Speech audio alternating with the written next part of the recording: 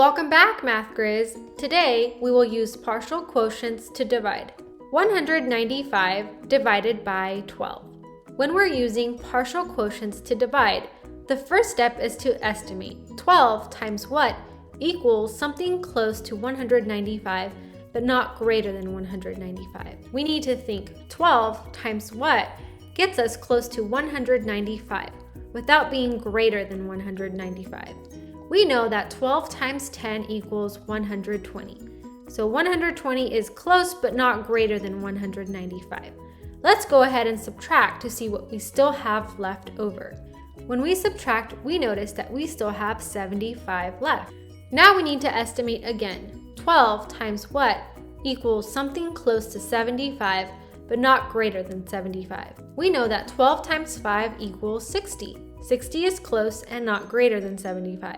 Let's go ahead and subtract to see what we still have left over. When we subtract, we know we have 15 left. Let's estimate again. 12 times what equals something close to 15, but not greater than 15. We know that 12 times 1 equals 12. 12 is close and not greater than 15. Let's subtract. We still have 3 left.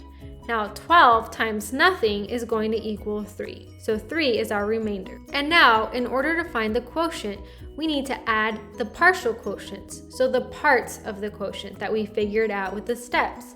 10 plus 5 plus 1. That gives us 16. So we know the quotient is 16 remainder 3. Now let's go ahead and check. We will take our divisor and multiply it by the quotient. 12 times 16. 6 times 2 is 12. 6 times 1 is 6 plus 1 is 7. Let's go ahead and put our placeholder. 1 times 2 is 2 and 1 times 1 is 1. Let's add. We get 192. Now we need to add the remainder, which was 3. Let's add 3. When we add, we get 195, which is our dividend. So we know that our quotient is correct. 577 divided by 6. The first thing we're going to do is estimate. Let's think. 6 times what gives us something close to 577. Well, we know that 6 times 9 is 54, so 6 times 90 is 540, which is pretty close to 577, but it doesn't go over 577. Let's go ahead and subtract. We still have 37 left. Now let's think. 6 times what gives us something close to 37? We know that 6 times 5 is 30. Again, it's close, but it's not greater than 37. Now we can subtract. We still have 7 left over. So let's think. 6 times what gives us something close to 7? We know that 6 times 1 is 6. When we subtract, we have a remainder of 1. And we know that we can't multiply anything by 6 and get 1. So we know our remainder is 1. Now let's go ahead and find the quotient. We will find the quotient by adding the partial quotients, so the parts of the quotient. 90 plus 5 plus 1. That gives us 96.